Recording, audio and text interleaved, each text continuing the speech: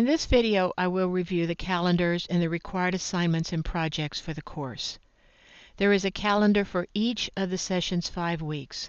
The calendar for each week will be posted at 5 p.m. the preceding Friday. Now, let's start with a quick look at 2 charts that provide overviews of the session and projects. You might find them useful. Both are posted on the calendars page of the website.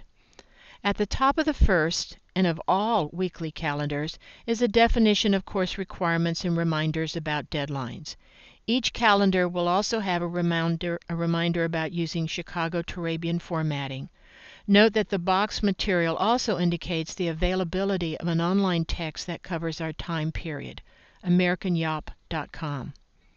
As you can see, each of the first 4 weeks of the session is divided into 3 sections. The shorter week 5 has only 2. Each week and each section of each week has a focus. As the second chart indicates, there are project options for each section, usually 2 to 6. You will need to pick and complete 2 each week, as indicated. Now, let's use week 1's calendar to review weekly responsibilities. To cover each section's focus, required readings and other assignments, usually videos and usually on YouTube, are listed. They provide the common foundation for all students and the course. They are to be completed by all students, regardless of which projects they choose to complete. In terms of the projects, students must complete 2 each week, as noted earlier. Sections 1 and 2 of week 1 are exceptions, as each includes only 1 project option. Other sections of the course generally include 3 to 6. The 2 projects must be from different sections. They both cannot be from, for example, the thread at home, which has 5. In terms of deadlines, if a student chooses a project from sections 1 and 3, for example, the first must be completed at the end of section 1, and the second from section 3 at the end of section 3. The deadlines are at the top of the first chart and at the top of each calendar. The projects must be 350 to 600 words, double-spaced in 12-point Times Roman, and they must end with "I pledge" to cover the honor code. They must also include the word count. Finally, they must be saved as PDFs and posted on the appropriate page on the course website.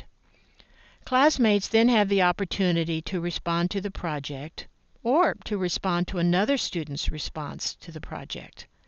Each student must comment substantively and usefully twice each week. Sample comments are provided under Instructions on the web page. In addition, each student must submit a basic list of projects and responses at the end of each of the first 4 weeks.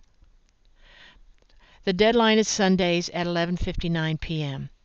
In the final week of the course, week 5, students have 2 sections but only 1 project. It is due by 11:59 p.m. Tuesday.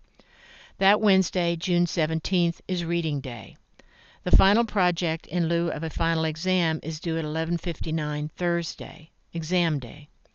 Also due that day is a summary of all course submissions, projects, and responses for the session, put together in one seamless document. In effect, students need merely to collect all earlier summaries and add week 5's, plus a brief 350-500 word overview and analysis of their work for the session. Needless to say, students do not have to wait until 11:59 p.m. on deadline days to post projects, responses, or summaries.